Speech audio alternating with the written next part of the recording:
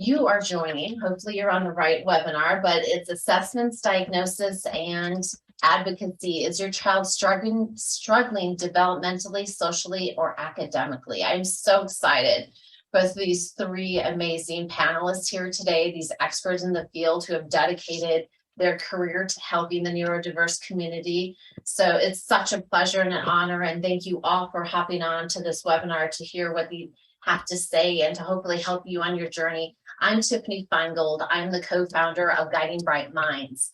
And for those of you who aren't familiar with Guiding Bright Minds, if this is your first webinar to joining, I truly appreciate it. I'm a parent of a neurodiverse child myself, and knowing how overwhelming that journey is, I wanted to create an organization that helps parents on their journey. One key aspect of that process is to introduce you to amazing professionals who are qualified, who have that passion and that dedication, like the three panelists we have today, because I know how overwhelming it is to look on the website, to look on the internet, to say, where do I begin? How do I get started? Where do I go to find a good psychologist? Where do I go to find a good tutor? What does that look like? So all of our professionals are vetted, and that was the first thing that we wanted to do, is how to connect you with those right people. And then the other area is education. You know, what is a medical diagnosis versus an educational evaluation? What's a 504? What's an IEP? So there's a lot of tools and resources on our website that both from our professionals and written by Guiding Bright Minds, we all collaborate together to put out articles. I just posted one on Elevated Insights about potty training and toileting, and what that process can go through. So there's a lot of good resources to look out there to find to help you. And then the other big aspect is to unite you with other parents. I know that's been transformational for me, is to meet other moms and dads and caretakers who have neurodiverse children, who understand what that journey's like. And they've been profound in my growth. And that's one thing, you know, as a parent, I would suggest is make sure, I love my friends that don't have neurodiverse children, but also include those that do, so they understand that support and they understand that process, and also through that guidance and direction as well. I embrace the ones that have older kids, and they help guide me and direct me too on what that looks like. So it's a process and it's a journey. And so I will put into the chat a link to our website. You can sign up for free. And I'd love to hear from you. What would you like to hear about? What would you like to know about? What other tools and resources can we provide? I'm on this journey with you, and I'd love to shape this organization to the next phase of what that looks like and helping you on your journey. So thank you all again for joining us today. I'm going to introduce the three panelists, the three experts we have today. And then when we're done with the presentation, there will be time for question and answers. So if you look at the bottom of the Zoom link, there is a Q&A section. So as you questions come up, please put them in the Q&A section. We'd love to hear from you, and I know that they'd love to answer and address all those questions. So let me go ahead and introduce to you first to Dr. Leila Kimmel. She's a licensed clinical psychologist who is the owner of Kimmel Psychology Services, LLC. Dr. Kimmel provides assessments, treatment for individuals with autism spectrum disorders and other developmental disabilities and their families. She also provides assessments of learning disabilities, ADHD, mood disorders, and anxiety disorders for children and young adults. Dr. Kimmel is one of the few psychologists in town that is a native Spanish speaker and does bilingual evaluation. She has a special interest in girls and women with autism spectrum disorder and in comorbid mood and anxiety in individuals with ASD. She frequently serves as an expert witness on criminal and civil cases involving individuals with developmental disabilities. Dr. Kimmel has worked with children with autism and other developmental disabilities since 1999. While in her graduate program at UCSD, her clinical experiences also include a background in developmental neuropsychology, learning disorders, mood disorders, anxiety disorders, and ADHD. Dr. Kimmel has training in behavioral therapy, cognitive behavioral therapy, family systems, and parent management training. Dr. Kimmel has led several social skills and anxiety treatment groups for individuals with developmental disabilities in the community.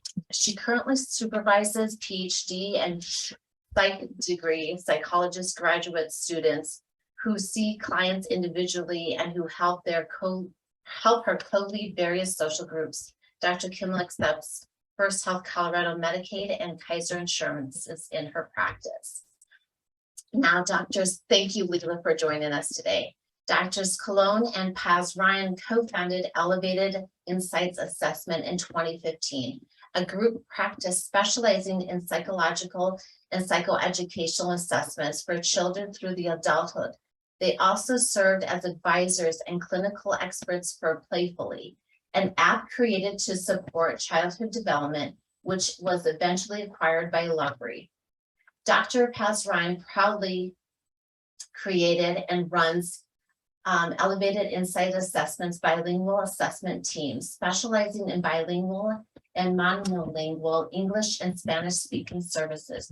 She has also served on the board of the Autism Society of Colorado since 2019 and has recently partnered with Impact Charitable to increase access to mental health resources for family, friends, and neighbors as a part of the Thriving Providers Project. So thank you both also for being here today. I am going to turn it over to Dr. Colon, who is going to talk about the assessments. So over to you. Thanks, Tiffany. Okay.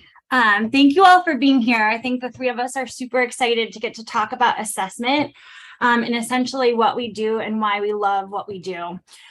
So why assessment? Usually by the time families decide to pursue like a comprehensive diagnostic evaluation, something hasn't been going right with their child for some time. So it might be persistent challenges in academics, in social functioning, in behaviors. Parents might call and say, you know, my kid is just really struggling with focus. They're really restless. They can't sit still, and it's starting to take a toll on academics. Or they might call and say, you know, my child's struggling with reading, or they're struggling with organizing their thoughts in written form, or they're having a hard time making friends. Or maybe they're having big reactions to little things, and it's starting to take a toll on family life. Often families call in and they just straight up want to know, does my kid have ADHD? Do they have autism? Do they have dyslexia? Do they have a generalized anxiety disorder? And so our job becomes to gather enough information, as much information as we can, to be able to answer those questions and to see, okay, does this constellation of behaviors, is it consistent with this given diagnostic presentation? And so with a comprehensive evaluation, it usually entails multiple phases. And first of which is usually an intake where we'll gather full developmental history. We'll get a really rich understanding of what's been going on for the kid and the family. And then what are the questions that parents want answered? And so from there, we'll create a battery of tests, and then we'll schedule a direct testing session, which usually is 1 to 2 sessions lasting several hours long. And in the meantime, with parents' permission, we'll also be reaching out to any sort of like collateral people that are working with the kid to get a really comprehensive understanding of what's going on. So we might reach out to the school to talk to teachers, to talk to any school counselors, any therapists that may already be working with the child. So this could be a speech therapist, an occupational therapist, a psychotherapist, it may be tutors. And so we're taking that information, we're taking the direct testing, and we're putting it together, we're synthesizing that, and we're determining, okay, does this look like this child's going to meet criteria for this given diagnosis? And then during the feedback session, which follows the testing, we're going to talk about the test data. We'll talk about what all the numbers mean. We'll talk about diagnosis if there is one. And then regardless, we're going to talk about recommendations for moving forward in both home and school settings. Parents will get a written report, and then often in our practice, we'll also write a letter for the child. They do a ton of work in the process of these evaluations, and we'll explain to them kind of what are the take-home points in terms of what we've learned. So, diagnosis. Is it important? From our perspective, yes, it can be extremely important because it helps us better understand what's going on for the child. From a practical standpoint, diagnoses are also important for accessing services, whether those be in school or different kinds of medical settings or therapeutic settings, which Leela and Jen are both going to talk more about.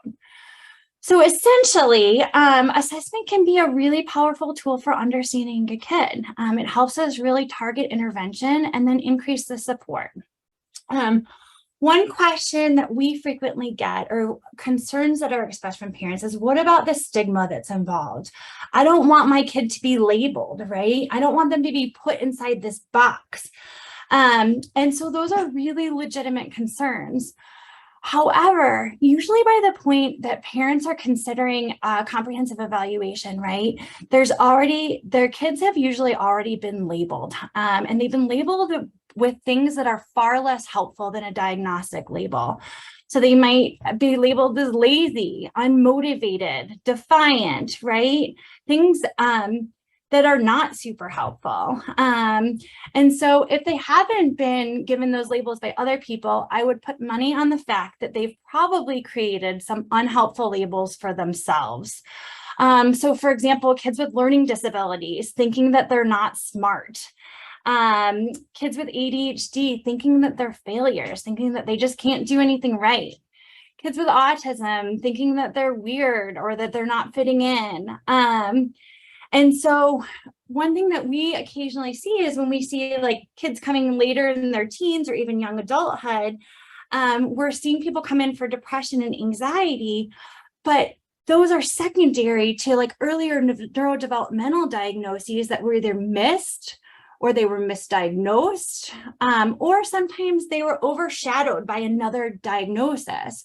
So where that diagnosis has been used to explain everything, but it's not a whole picture. So an example of this would be, for example, like a girl on the spectrum, right, who maybe they got a diagnosis of generalized anxiety disorder earlier in the development. Everything's been seen through that anxiety lens, but they've missed the autism piece of things, right? And so interventions weren't targeted appropriately.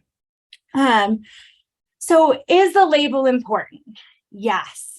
Does it tell the whole story? Absolutely not.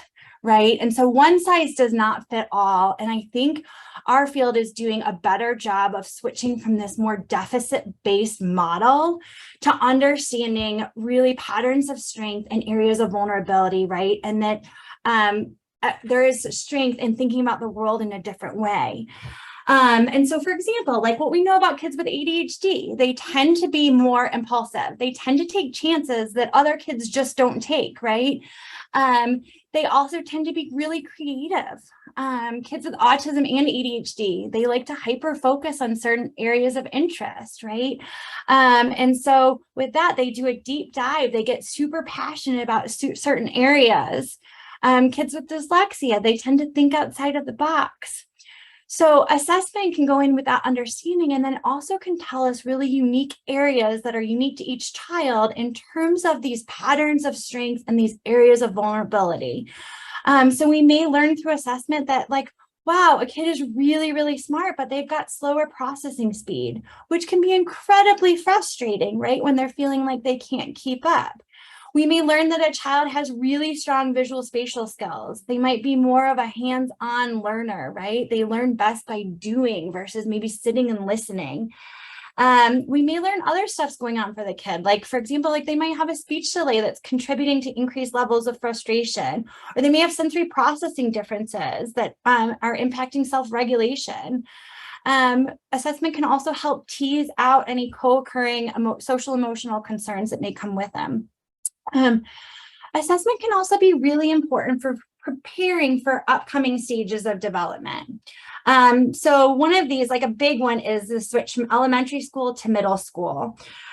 So in terms of like, if a child has executive functioning delays, we know that when they go to middle school, there's increased demands on things like planning and organization skills, time management, right? And so without systems in place, they might start to flounder when they get to middle school. Similarly, like children with vulnerabilities related to social perspective taking, while they may have gotten by in elementary school, middle school, things become really much more complex from a social perspective, right? And so without understanding what those areas of vulnerability are and creating systems or workarounds, we might see them really struggle when they get to these developmental leaps. So also assessment can be really awesome for collaboration between parents, schools, and providers. So from the onset of the assessment, it's trying to get everyone on the same page. So it's creating a platform for collaboration. And it also helps that interventions are mutually supportive. When a kid's involved in a lot of different kinds of therapies and supports, we don't want everybody doing different things. Ideally, we want people working together and making sure that they're collaborating and creating a really solid team behind the kid. Okay, so at the end of the day, I think what is most powerful about assessment is it helps us change the narrative. We all start getting feedback from the world at a really early age that shapes the way that we see ourselves and what we're capable of. So assessment can really inform how a child's understood, and more importantly, how a child understands themselves and their potential. In assessment, we get to shift the narrative and tell a story in a way that now makes more sense. So I just want to end with a story from my own family. So I have an older brother who is one of the most brilliant and charismatic people that you could ever meet. He has raw talent and he has gifts that people would kill for. He also has ADHD. And so when growing up, it took a long time for my parents to know what was going on with him. They remember in kindergarten, the kindergarten teacher gave them information about gifted and talented programming. And then shortly thereafter, they started getting phone calls from the school in terms of Eric acting out and not paying attention. And those phone calls lasted through high school for my brother. And so with when you combined his behavioral problems, his impulsivity, the homework battles, his horrendous sense of time, his emotional explosiveness, it was really a recipe for chaos in our house. And my parents just could not figure out what was going on. And without knowing what was going on, they didn't know how to help him. So it was actually my mom's friend who was a nurse, and she came to my mom with an article from like some parenting magazine and said, I think this is what Eric has. And it was an article about ADHD. And so my mom took it to our pediatrician, and the pediatrician said he was in agreement. He said, yeah, I think this is what Eric has. And I wouldn't tell many people about it. He'd advised my parents not to do really much with that. And so despite being brilliant and despite having extremely loving and committed parents, for a good part of his life, my brother grew up feeling like he was a failure. His impulsive nature was constantly getting him in trouble. And so he developed this long list of failures that really started to overshadow all of these amazing strengths that he had. And the fact that he was really smart actually made things harder for him because nobody could figure out why he couldn't just do these basic things, right? Which was equally as frustrating for my parents as it was for him. So had he been given the diagnosis earlier, had my parents been given better tools, he may not have had to grow up thinking that something was wrong with him, but rather he would have known that he was wired differently, and he certainly wasn't alone in that. So fortunately, the world is a much different place now. And I think we've come a long way in terms of our understanding of neurodiversity and the resources that are available. So I think that this is a very exciting time in the field. And so with that, I will turn it over to Leela.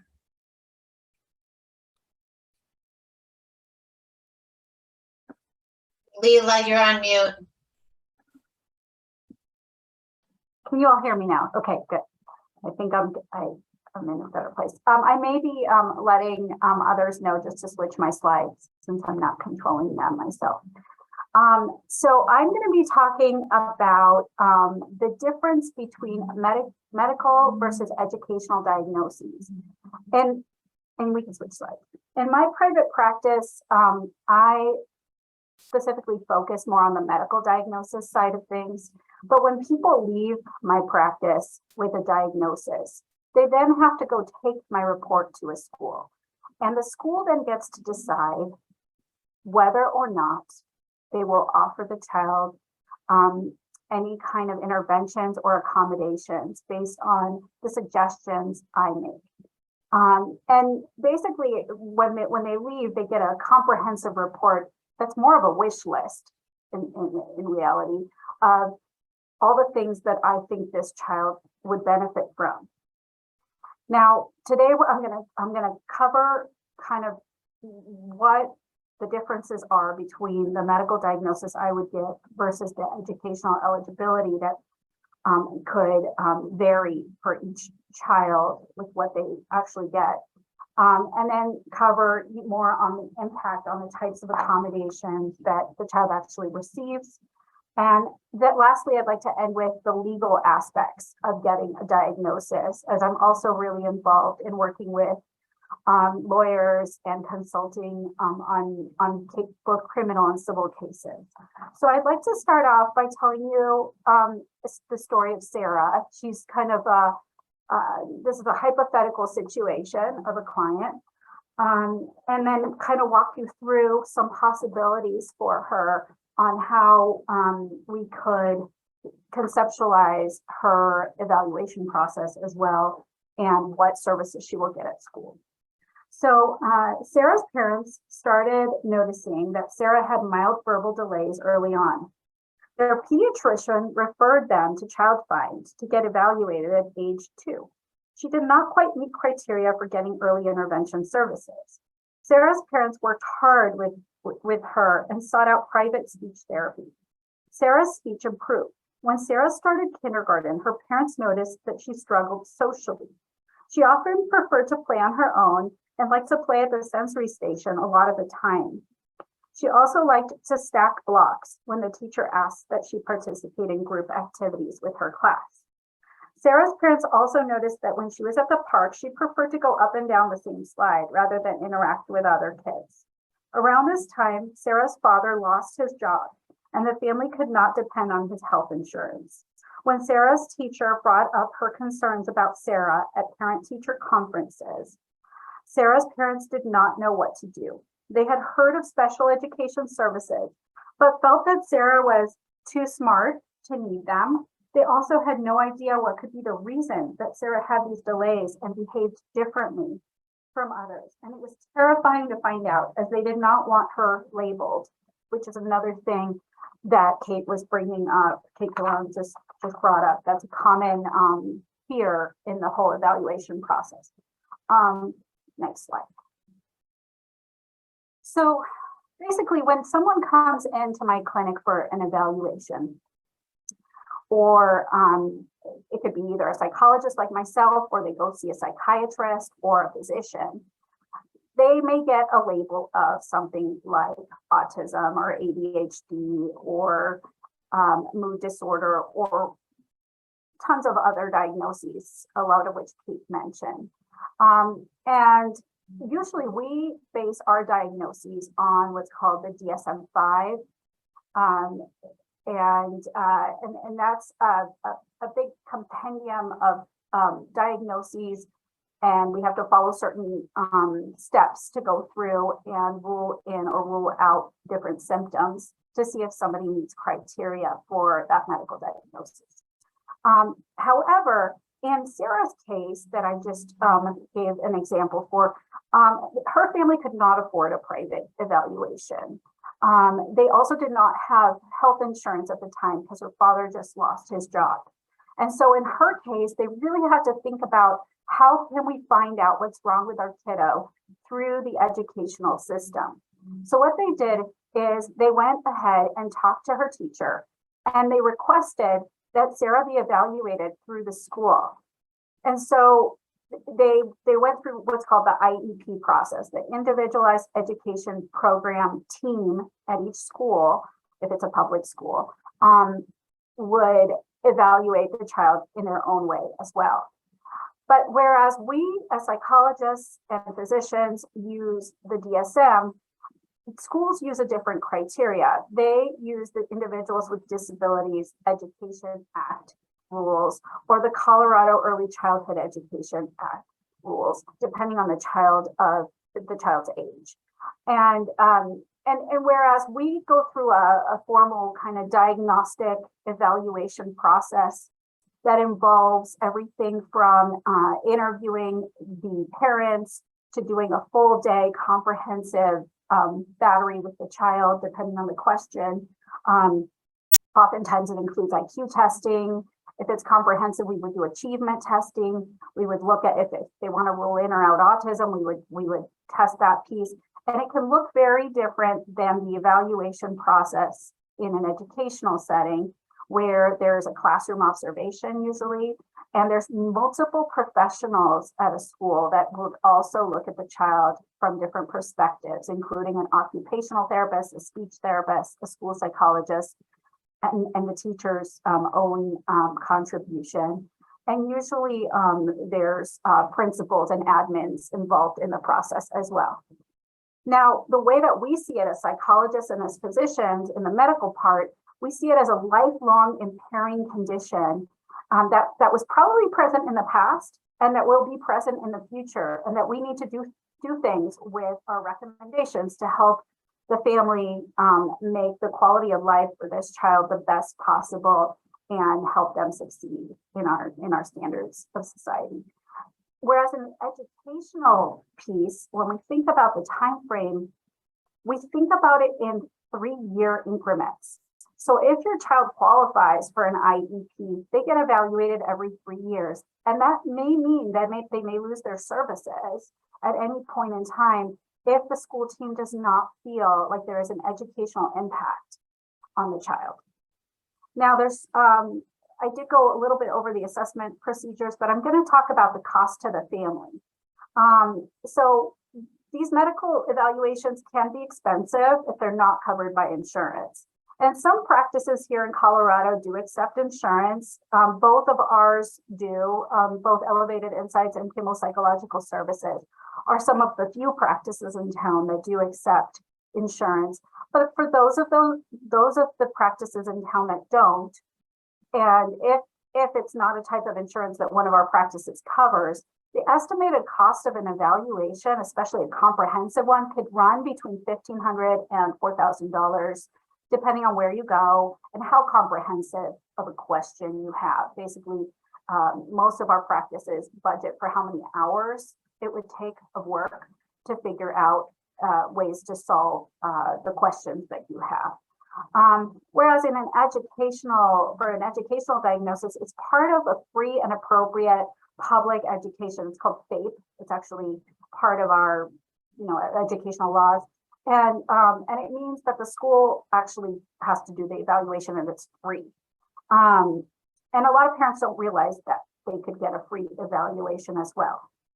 I'm going to talk about the differences about what that means in a second, though. And then, both, give you access to experienced professionals. They're different. There's a little bit of a difference in how we're all trained. So to do, really thorough evaluations with intellectual testing as well, you do have to be trained as usually as a psychologist or as a physician or as a psychiatrist to give these diagnoses in the medical field. And as I mentioned, in the educational part of the diagnoses, it's usually an IEP team. And so you don't have to necessarily be a psychologist. You could have a psychologist on the team, but you could also have an OT, a speech therapist, a physical therapist, and the team is usually pretty multidisciplinary. The wait time can vary greatly too. So if Sarah's family could have afforded an evaluation or was going to use their insurance, they would have had to usually wait, especially in Colorado. The wait time right now is 6 months in a lot of our practices, minimum. And I think we're trying to get better here in Colorado about hiring more qualified folks that can help us move our wait lists up. I think it varies in different clinics, but it could take, sometimes if you go like through a big major hospital, like Children's Hospital, it could be like 6 to 18 months until you get in. Whereas, if you were going to do this through a school, by law, they have 60 days to evaluate your child from the day that you and the teacher agree that a process needs to get started. So it's actually a much shorter amount of time. Now, the big difference here, when we think about Sarah's case, and we go back to her and we think, was there a functional impairment? In the school sense, they would be looking to see if her difficulties affect her educational performance. Whereas in the medical side, what we do is we want to know, did the condition impair everyday functioning to be clinically diagnosed? So is it getting in the way of the family making it out of the house to do an activity on the weekend? Is it getting in the way of the child getting ready for school that morning? Is it getting in the way of the family getting along with each other, because this child is taking so much energy away from these parents to help their other children? Whereas in the educational piece, we're really trying to see, is this getting in the way of the child being able to complete an assignment in class, or the child participating in group projects, or transitioning between times of the day? So it could look very different for what kind of impairments we're looking for in both. And then in the medical side, we're really trying to guide parents to the appropriate next steps in intervention. And we often make suggestions for both in school and out of school interventions. Whereas in the educational domain, they're really working on developing the student's IEP, their Individualized Education Program, in order to provide them the free and appropriate education. And it's not always thinking beyond the school years. What they're trying to do is just make sure that the child is getting the best possible educational opportunities in these 3-year increments, where they're going to be measuring change and seeing if the child can follows the goals that they set for them. So IDEA is a really important law to know about. It's called the Individuals with Disabilities Education Act. And it's a federal law that supports special education in every state, although there's little tweaks to our laws in different states. And it's meant to provide services for students from the age of 3 to 21. And before that, we have other laws in place for what's called, there's a difference between Part C and Part B services. At some point, we'll do another talk to talk about those. I have a lot to say about that.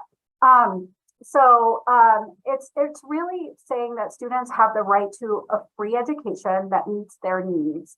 And it has to be in the least restrictive environment.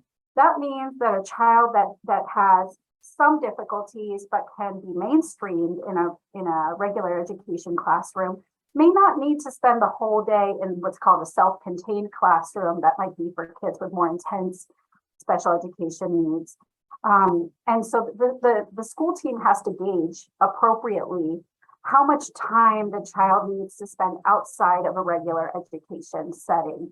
Oftentimes these days we're recommending that kids spend as much time as possible with their whatever neurotypical means peers, and trying to get exposure to them during times that are less academically challenging, like PE or art time. And so we do advocate for that. Now, under IDEA, your child can qualify for special education under 14 different kinds of diagnoses, and these are listed here above. And so there's different ways to kind of qualify for special education through the school.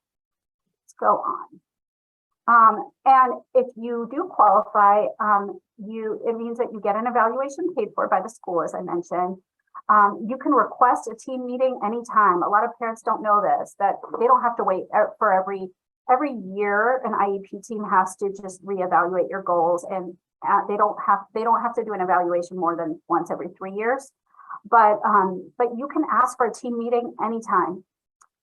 You also, by law, they're supposed to give you written and spoken information in your preferred language. So I see a lot of Spanish speakers in my practice, and by law, they have to have an interpreter there or someone that can speak Spanish and explain what is going on to the parents in an IEP meeting.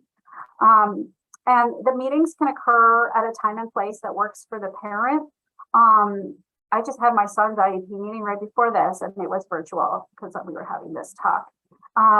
But nowadays with technology, we can do these a lot more efficiently. And then they have to get all the services that are listed in the IEP, because that's a legal document that binds the school to follow these steps. And the school's responsibilities are to comply with all of this. Now, in your IEP, you may see things like terms like interventions versus accommodations.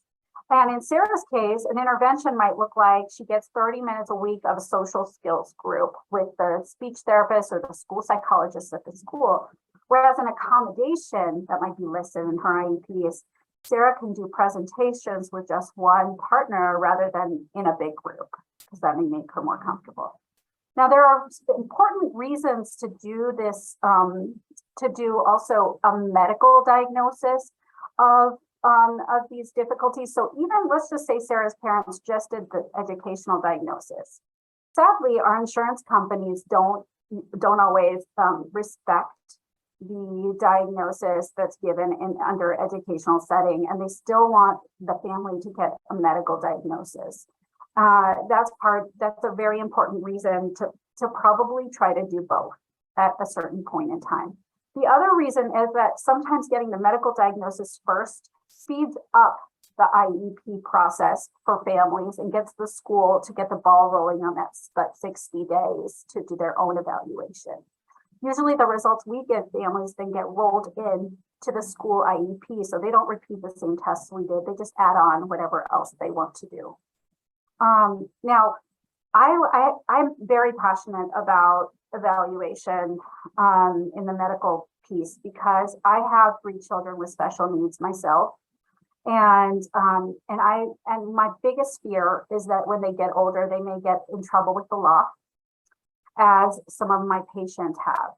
And I have had to go into, get involved in court hearings to try to bail people on the spectrum or with other developmental disabilities out of trouble. And one thing I learned is that those people who got an early diagnosis or a diagnosis that was tracked through their life with documentation were able to get out of trouble with the law much faster than those that did not previously have a medical diagnosis. So even if they were getting services through the school, but there was no official medical term for it, it was a lot harder to get these people out of trouble. And so there's important legal aspects to consider in getting a medical diagnosis. If you have a medical diagnosis or an educational one in this case, you could get help in college. So a 504 plan or an IEP should roll over into college to request accommodations, both for college and for the exams you have to take to get into college, like the SATs or ACTs. It's also important to think about people with developmental disabilities being more likely to be victims of crime than other people. So that's kind of scary when we think about this, that if your child at some point in their life is targeted as a victim, that having the diagnosis that the official medical diagnosis that they have could actually help prosecute the other side better, get sometimes compensation and more support for your child not to be victimized in the future. And then the other part is criminal involvement. Oftentimes, a lot of folks we see with neurodivergence may say the wrong thing at the wrong time or accidentally touch someone in public. We also have to really think about how a true medical diagnosis can help them get out of trouble, with the law. The other thing is, I like this slide because it makes you think a lot of our folks with neurodivergence we think about this where there's the urinal game, right? They walk into a bathroom, for example, let's say they're in college and it's their first year of college, they really got to go to the bathroom in between classes. And there's somebody peeing there and they have to walk in and they're trying to figure out which urinal to use, but they really want to make a friend. And they're so eager to meet people. So they go and they have to figure out where to stand. And this is a typical kind of problem where some of our folks don't know the social implications of where their body is in space or what they're doing. And this puts them in situations where they can get in more trouble with the law. Next slide. The other reason, really thinking about prevention is important too. So in my case, where I have 3 really neurodivergent children, my biggest fear, like I said, is them ending up in the criminal justice system because I work with this all the time. And so my biggest thing, I'm a very big advocate for my kids and for other people's kids to teach them adaptive behaviors, teach them, as we get into the adolescent years, or even early adolescence, start working on sexuality training, start working on good touch, bad touch, on what does consent mean, and then teaching social skills in really explicit ways with lots of visuals is what we recommend in the field right now. I run a girls group for teen girls ages 12 to 15 with autism and related disorders. And in that group, we do work quite a bit on what consent is. We start learning about safety in the community, and we actually go out into the community and I hire what's called confederates or actors to come in and stand in their way, have them do things they shouldn't.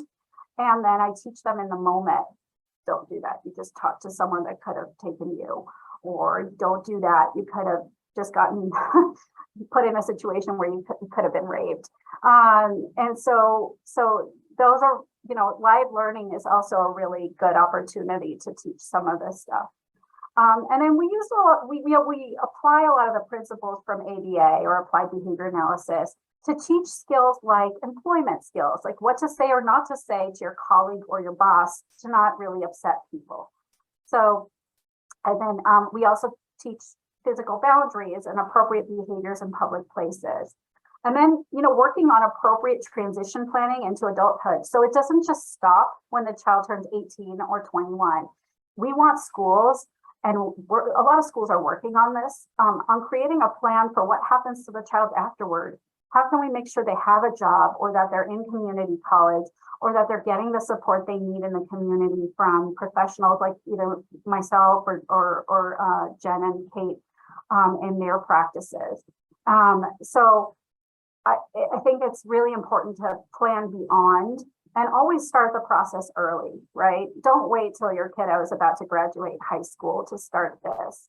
We want to start this training way earlier. So that's my plug.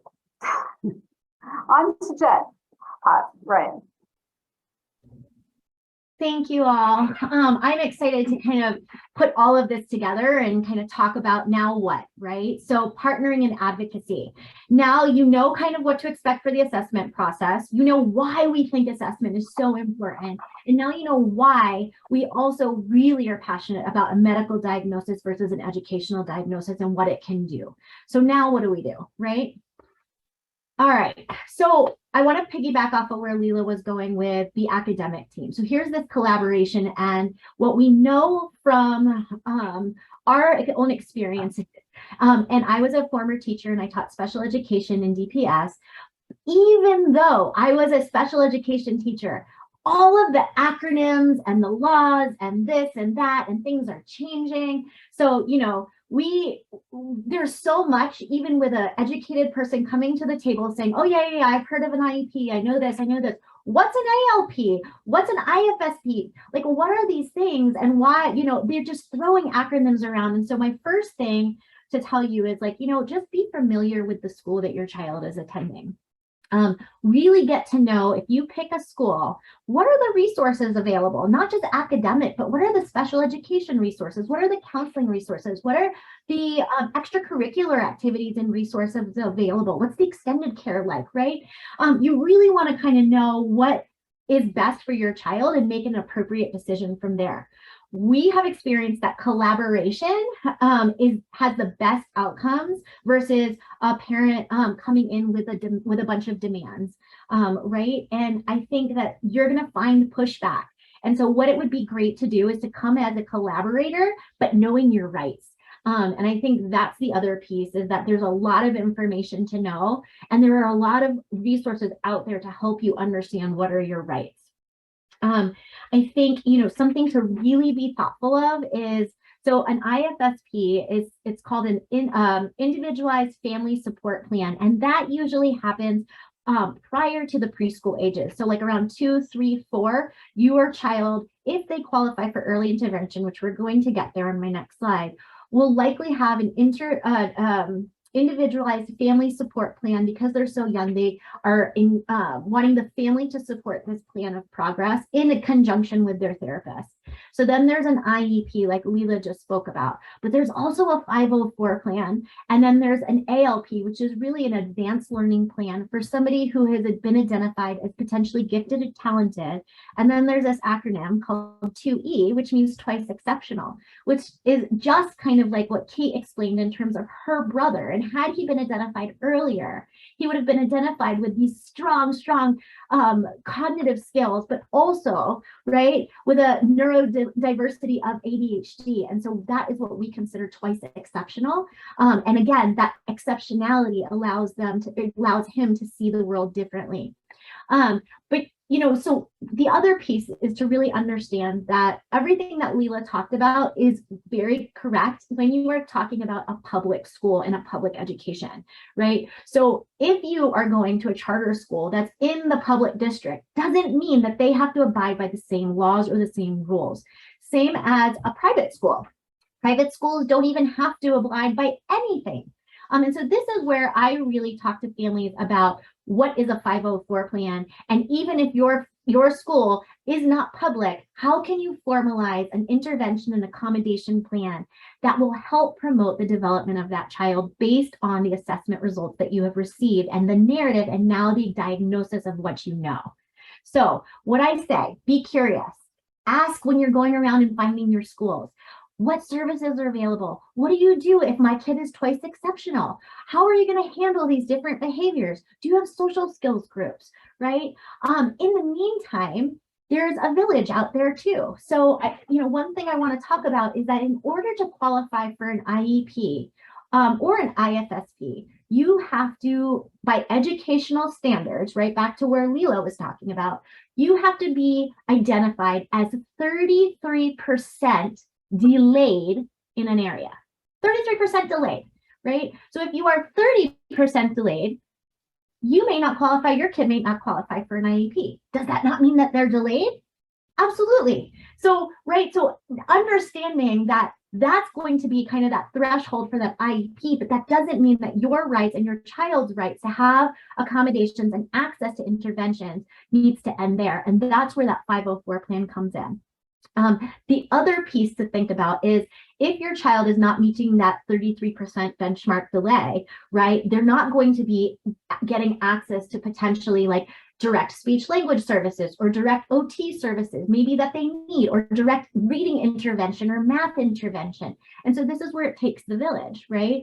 So just because they're not 33% delayed doesn't mean that you can't go out there and advocate and say, you know what, my child is 27% delayed in reading, and I, as a parent, want to make sure that they are advancing and are at the same level as their peers. And so you can go out and find tutors, or you could press the school for what are the reading clubs that you have, right? So really engaging with those around you, and then recognizing that you also have a village and that sometimes you will run into academic hurdles.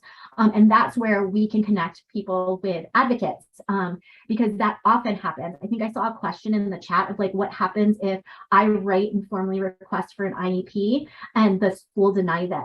I will tell you that up until maybe 3 months ago, I would have said that doesn't happen. but we got an eval like that. And I can let Kate speak to that a little bit more because I think she fielded the call, but it is so rare, but it is happening more and more because I think people and schools are pushed for their resources. Pediatric team. All right. So you know your child best, and this goes for the school too. You are the expert in your child. That mama and daddy gut that you have, you need to listen to it because there's probably something there, right? Inform yourself. Go to reputable sources like the CDC, different children's hospitals, Mayo clinics, right? In terms of looking for what is it that I'm looking for, but don't get lost down the Google rabbit hole because you can find a lot of things there that aren't actually medically indicated. Did you know that the American Pediatrics Association recommends universal screening for development that happens at 6 months, 9 months, 12 months, and 18 months. And they recommend that at ages 2 and 3, your child be administered a standardized assessment for screening assessment for autism spectrum disorder. Okay, so that's the recommendation. The reality is that that's not adopted and that's not standard practice. I love my pediatrician. I have 2 children under 4. So I have a 3.5-year-old, and I have a 14-month-old. Every single time I go to the pediatrician, I fill out something with like a dry erase marker, and I spend time and I put my time into it. And not one time has my pediatrician ever talked to me about the results. Not one time has anybody ever asked me if I have concerns about what the questions that they asked me are followed up. I just went to a conference called the Autism Dilemma, which was specifically for Denver, and they had done some research.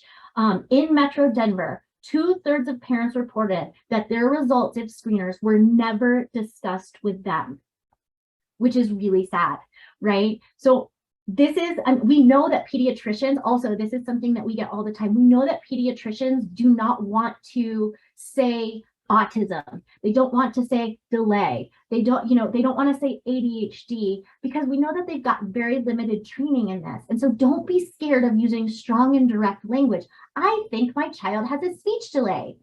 What can I do about that, right? I think my child is showing symptoms of autism. What can we do about that?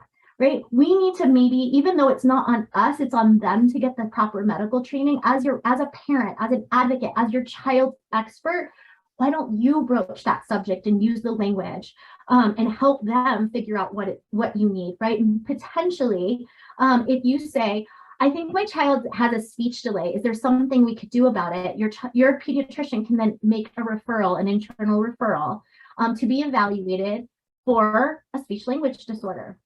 Example, at 2 years old, my son wasn't speaking.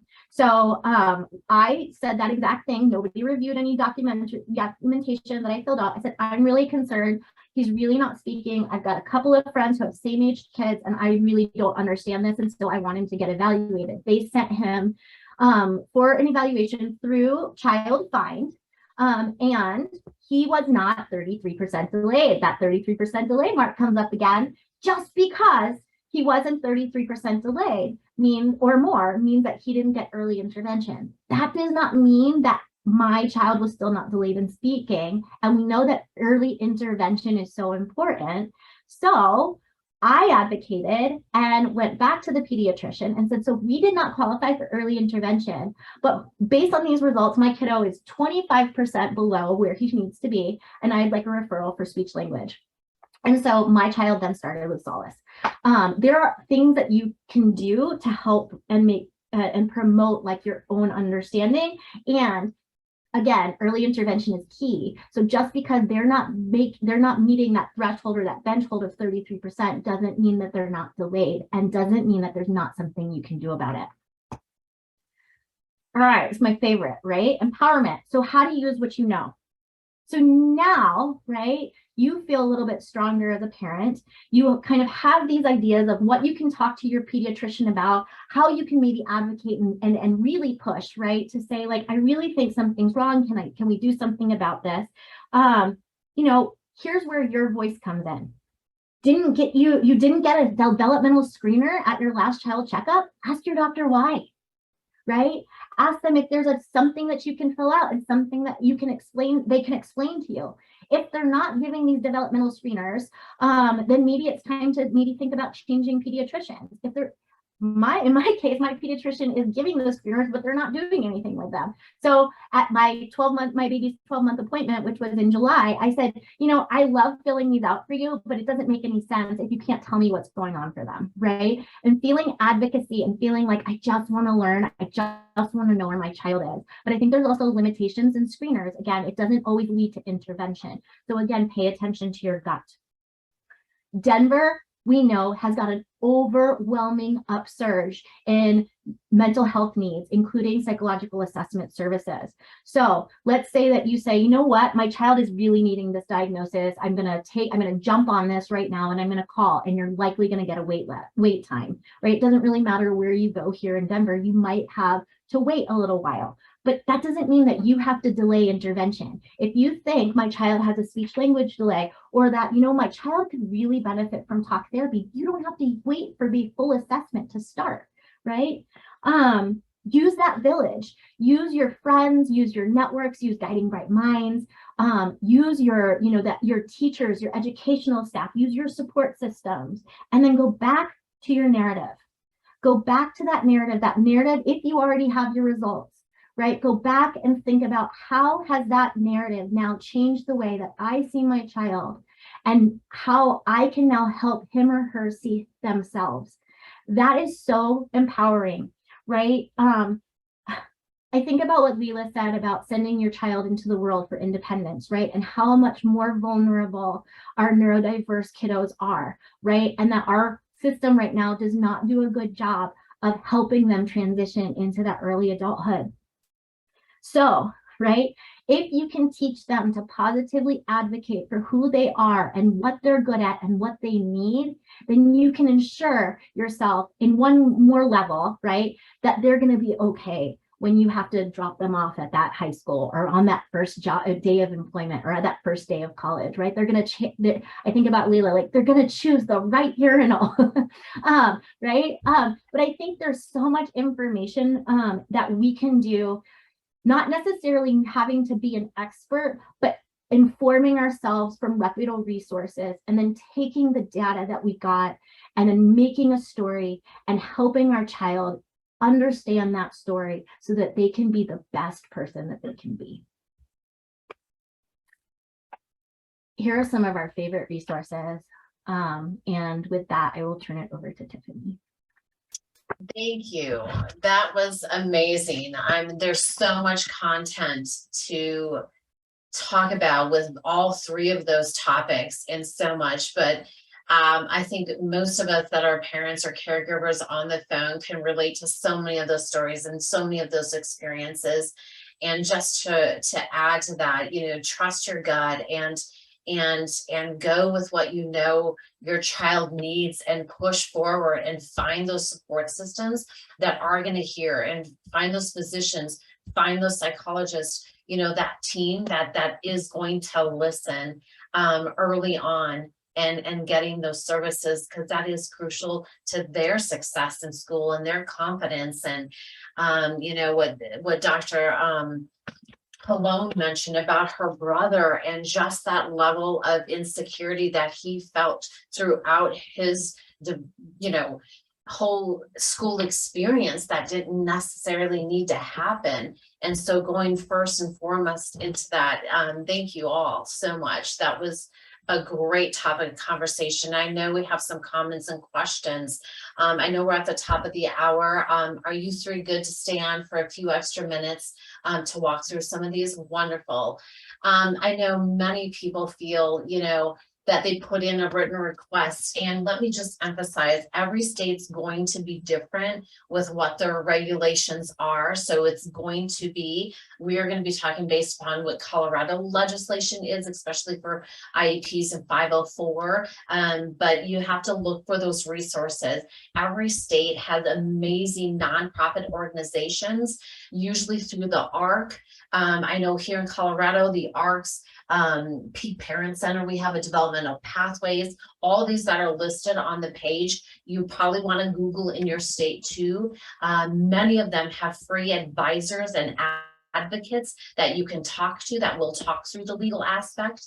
The first question is about, written full evaluation. The school refuses what to do next. I will let you guys, but if it is in Colorado, and like Leila mentioned, they have 60 days, you definitely need to put it in writing to the school. And again, look at your state's laws, but if somebody wants to jump in just to make sure, that might know that better. But how can a school refuse? Why would a school refuse when a written request is sent? Kate, didn't that happen and you fielded that phone call?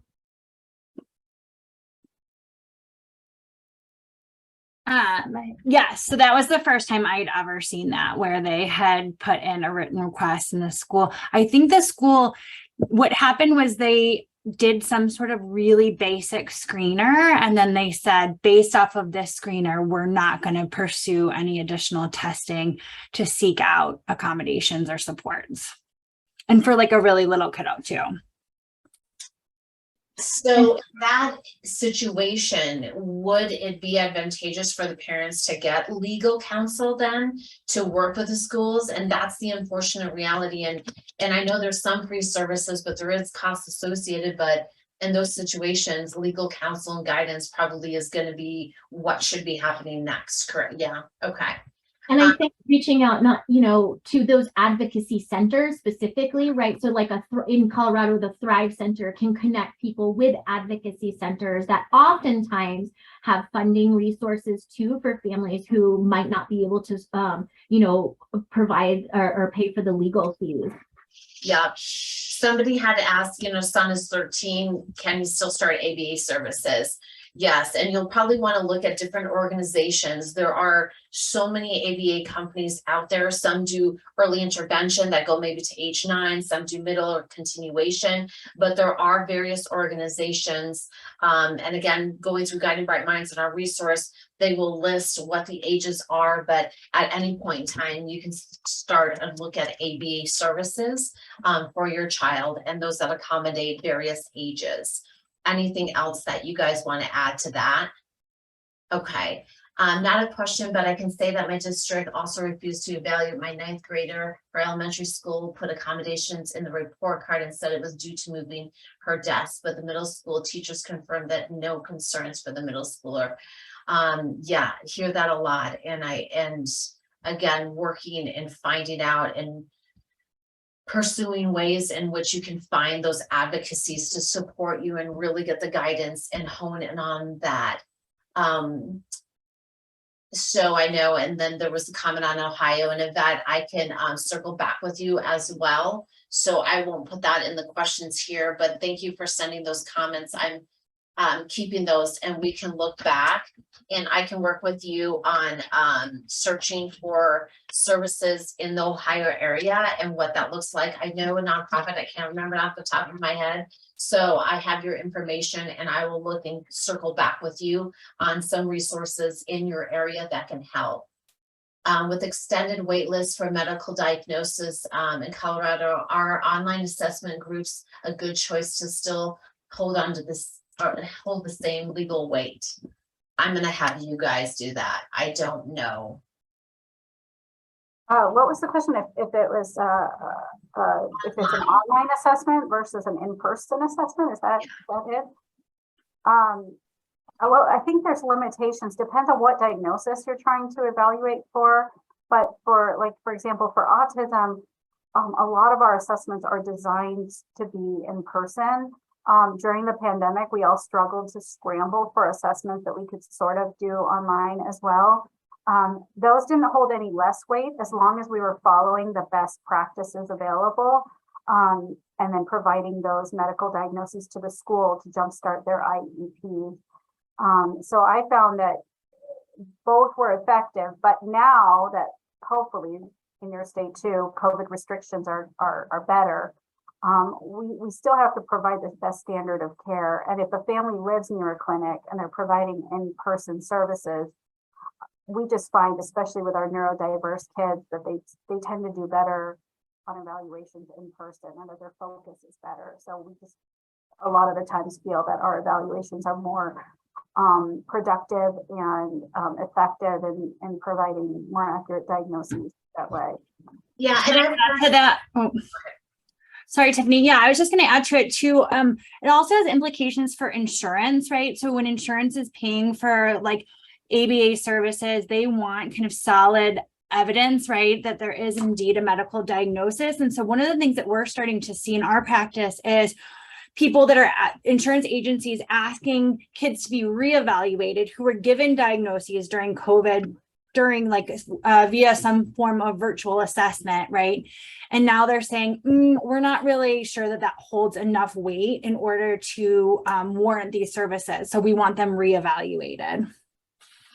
Yes, and also there are so many different psychologies and services that are out there. I know I've heard professionals say you can only go to Children's Hospital, and like Leela said, that wait, but just like the two practices we have here and do an excellent job. So definitely look into what those options are and those choices.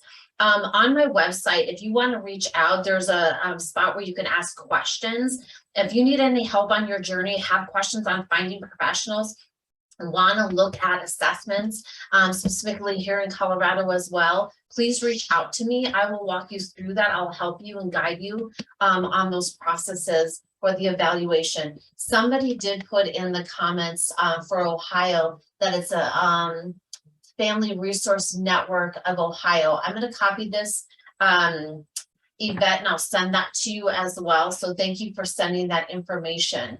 I haven't been able to go through all the chats. Have you guys seen if there's any other questions? Let me look.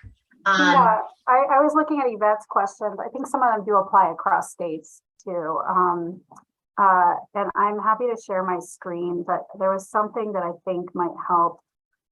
So if we look here, hold on, do it this way.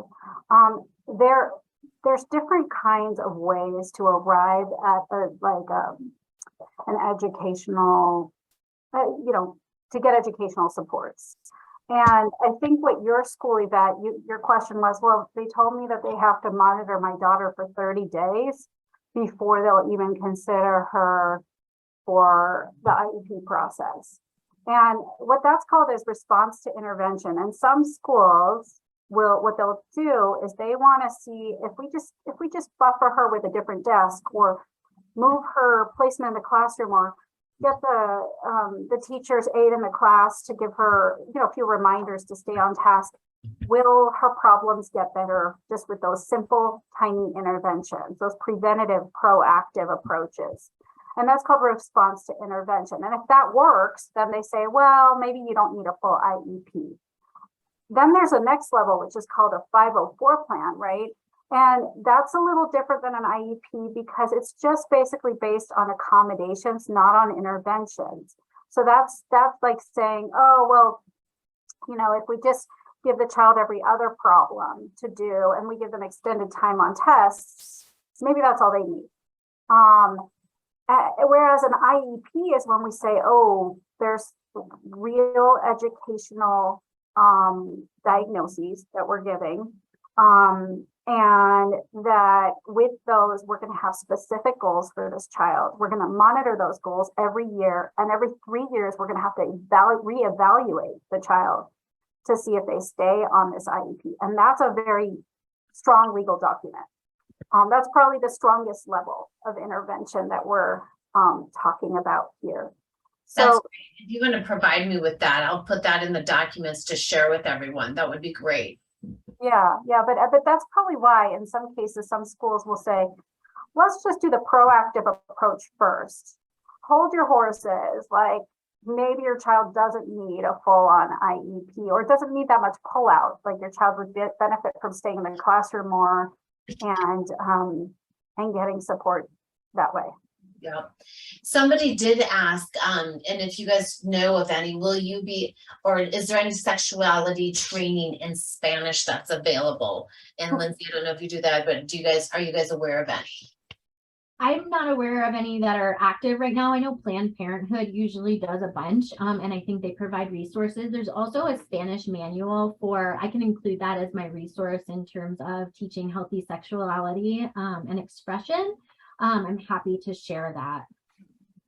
Yeah, I'm not aware of any in like here in town. at all, but what I could do is also reach out to the Hispanic Neuropsychological Society, and I'm sure there are some resources there too. We in Denver, we have a lot of great books, which I'm happy to add to what Tiffany sends out, that can help a parent explain this stuff to a child. We also run social skills groups, and here in Denver, we have a few groups here in town that do young adult work for like the Denver Peers programs has a whole young adult curriculum. Revel sometimes gives talks on sexuality training, and Planned Parenthood provides a free, I think it's 10 or 14-week training for people with developmental disabilities on all these topics like consent, steps to intimacy, like protection.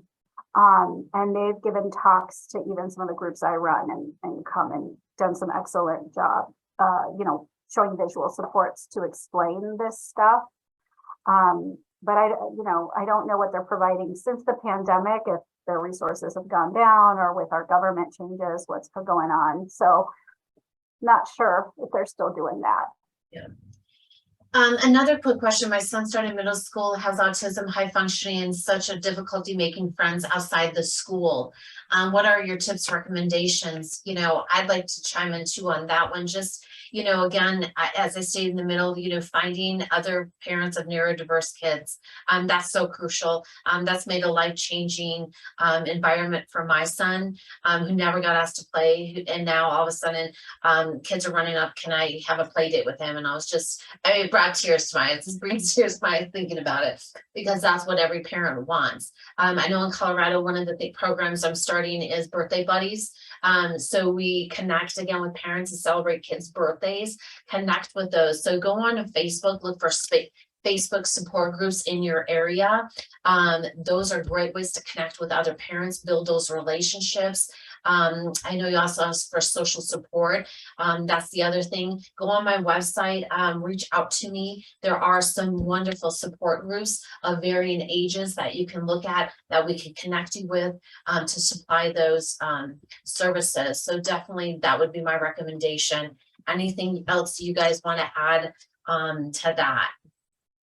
Okay. No, but I see somebody asking questions about private school here on the side, and I'm thinking, in a private school, so private schools are not bound by the same laws as public schools, right? So this whole IEP picture we're painting for you could look different. But the 504 plan piece of it, usually most private schools will honor the accommodations piece. And so for that, some private schools give it different names, like the alternative learning program, or the learning specialist, children who need some support from the learning specialist. They don't call it the same terms as these legal terms that our state uses for like these public education services. So you should find out from your school what the name of the supports are. Most the private schools I've worked with here in Colorado will not necessarily provide their own speech therapists, OTs, even sometimes special education teachers within the school, and parents have to provide them from outside of the school to come jump on in, and sometimes even show up at the school to provide the kid with services. So you have to find out what your particular private school can provide, and then how much of what your child needs has to happen from private resources. And I would argue also that you want to find out what your insurance will cover. So even if, let's just say your child doesn't quite meet criteria based on like what Dr. Jen Puss, Ryan was just saying, like that, like if they don't meet that 33 percentile or lower kind of, percent or lower kind of criteria, you still can advocate with your insurance company. And depending on what state you're in, it looks different, and what laws apply to your insurance company. I think Tiffany can speak to that. She used to work with insurance, she knows. But some insurances are really good at providing supports for kids once they have a medical diagnosis. Some insurances will even pay for your evaluation to get the medical diagnosis to begin with. and then lead you through the path of getting the right services. And I found in Colorado, there's certain insurance companies that work better and some that don't. I think it really varies by state. And there's pockets of money you should know about. So our state has something called the Colorado Youth Mental Health Treatment Act. So if your insurance won't cover an evaluation and your kid is having a lot of behaviors and a lot of problems, then there's these pockets of money. Like in Colorado, we have this fund that our tax dollars, some of them are set aside to pay for evaluations like this. Sometimes your community center board may also pay for it. In some cases, I've gotten like Developmental Pathways or Rocky Mountain Human Services they have a pot of money they don't tell a lot of people about that can also help fund an evaluation if that's what's keeping you from getting a medical diagnosis. Yeah. Well, it's a great conversation. I know there's a few more questions. I know we're already at 20 past the hour and 20 minutes over. Again, some people are asking about therapy, in-person therapy options and services. On Guiding Bright Minds website, we have a list of all the therapies, what they provide, what the services are. There's a slew of amazing organizations out there ready to help. It also talks about the different insurances people take. I know people are questioning on insurance. So take a look at that. Again, also, if you're not finding the resources that you're looking for, on my website, there is an ask questions. Please put in your information, contact me, what you're looking for. I will personally work with you on finding those services and walking you through that process. So please do that because I know what this is like. And I know my big motto is you're not alone. We're here to help and process that. So I just want to thank you, three amazing what you guys do, how you help our families, what you've provided here today in the conversation. So thank you so much. And thank you everyone for attending. I hope it was helpful. Love to hear from you and watch out. We host 2 free webinars a month. So more coming out every week. All right, everyone, have a great afternoon. Bye.